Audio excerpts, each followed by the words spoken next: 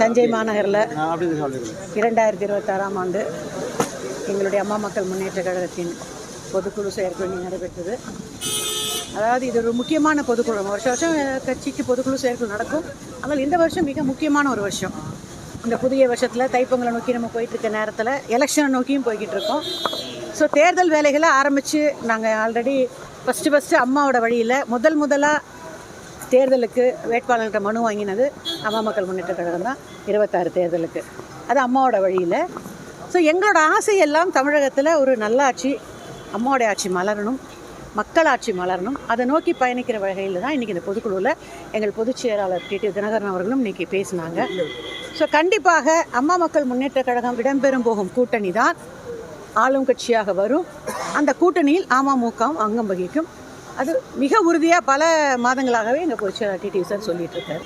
அரசியல் நோக்கர்களுடைய பார்வையில் என்ன முடிவை டிடி சார் எடுக்க போகிறாருங்கிறது தான் $1 மில்லியன் கொஸ்டின். எங்களுக்கும் அதுதான். ஆனால் எங்களை எல்லாம் கலந்து ஆலோசித்து கண்டிப்பாக அதை அறிவிக்கிறதுக்கு முன்னால் நிர்வாகிகள் கூடலாம் சார் உட்காந்து பேசி தான் அந்த அறிவிப்பை வெளியிடுவாங்க.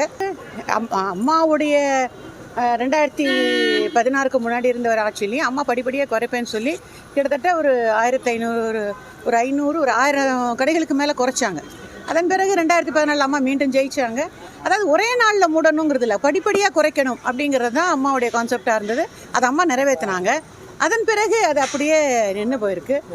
அதை விட இன்னும் மோசமாக போயிட்டு இருக்கிறது போதை கலாச்சாரம். அதாவது இன்றைக்கி பார்த்தீங்கன்னா இந்த கஞ்சா போதைப் பொருட்கள் எல்லாம் பள்ளிக்கூடங்களில் விற்கப்படுது. சமீபத்தில் பார்த்தீங்கன்னா 14-15 வயசு பசங்கள்லாம் கையில் கத்தி எடுத்து ரீல்ஸ் போடுறேன்னு ரொம்ப பயமாகவும் இருக்குது, வருத்தமாகவும் இருக்குது. இந்த தலைமுறை போகிற போக்கு. இந்த போதை கலாச்சாரத்தை கண்டிப்பாக ஒழிக்க வேண்டும். அது யாராக இருந்தாலும் சரி. ஏன்னா நம்முடைய அடுத்த தலைமுறை அந்த போதைக்கு அடிமையாகி வாழ்க்கை இழந்து அன்றைக்கி ஒரு 4 பசங்க சேர்ந்து ஒரு வட இந்திய பையனை கத்தியால் வெட்டுறாங்க. ஸோ இதெல்லாம் நாங்கள் உண்மையிலே சொல்கிறேன், அம்மாவோட ஆட்சி காலத்தில் அதெல்லாம் பார்த்ததில்லை. சட்டம் ஒழுங்கு அவ்வளோ கண்ட்ரோலாக இருக்கும். நாங்கள் அமமுக கூட்டணி பற்றி இங்கே பொதுச்செயலாளர் சொன்னதுக்கப்புறம் நாங்கள் பேசலாம். அந்த கூட்டணியை அங்கே இருக்கிற தலைவர்கள் அவங்க பேசி முடிவு பண்ணுவாங்க. முடிவு பண்ணும்போது நமக்கு எல்லாருக்கும் தெரிய வரும் என்னென்னு.